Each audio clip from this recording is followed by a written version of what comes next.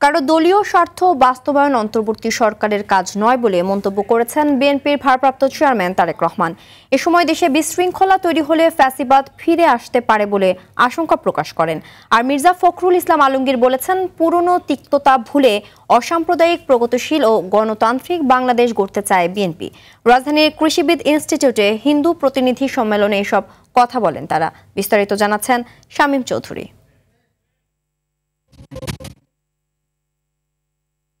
মঠ মন্দিরের নেতৃবৃন্দের অংশগ্রহণে রাজধানীতে অনুষ্ঠিত হয় হিন্দু প্রতিনিধি সম্মেলন। মানুষ 5 আগস্টের পরে বিএনপির নেতৃত্বে অসাম্প্রদায়িক বাংলাদেশ গড়তে ঐক্যবদ্ধভাবে কাজ করার কথা জানান হিন্দু সংগঠনের নেতারা। তুলে ধরেন তাদের বেশ কয়েকটি দাবি। বিএনপির নীতি নির্ধারণী ফোরামের সদস্যরা বলেন, আগামীর বাংলাদেশ গড়ার যে সুযোগ এসেছে তা কাজে লাগাতে না পারলে পিছিয়ে পড়বে দেশ। গণতান্ত্রিক প্রক্রিয়ায় সুষ্ঠু নির্বাচনের কথাও বলেন তারা।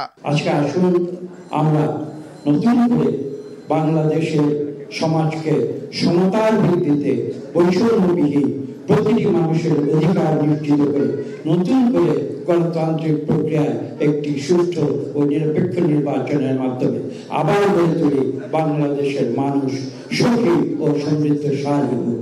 সবাই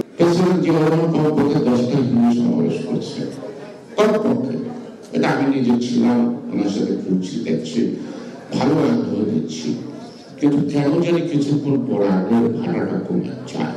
অনুষ্ঠানে বিএনপি মহাসচিব বলেন, গণ অভ্যুত্থানের পর যে সুযোগ এসেছে সেটি কাজে লাগিয়ে সমৃদ্ধশালী দেশ গড়তে চায় বিএনপি। আমরা বাংলাদেশে সত্যিকার অর্থে একটা নাগরিকের মর্যাদা নিয়ে বাঁচতে চাই, ঠিক কিনা?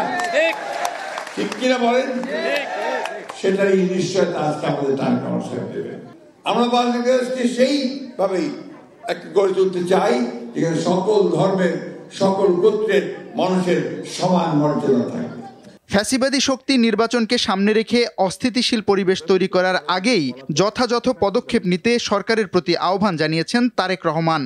দেশ যদি অস্থিতিশীল হয়ে ওঠে তাহলে পতিত পরাজিত পলাতক ফ্যাসিবাদী অপশক্তির পুনর্বাসনের পথ সুগম হতে পারে বা হয়।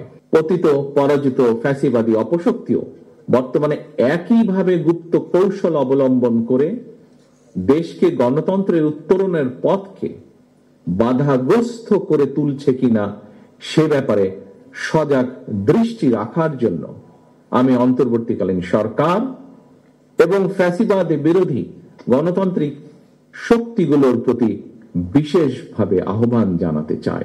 সম্মেলনে তারেক রহমানের নেতৃত্বে ঐক্যবদ্ধ হয়ে বাংলাদেশকে রংধনু দেশে রূপান্তর করার আহ্বান জানান বিএনপি নেতারা। আসুন আমরা সামনে থেকে আমার নেতা তারেক রহমানের নেতৃত্বে। শামীম চৌধুরী, RTV, ঢাকা।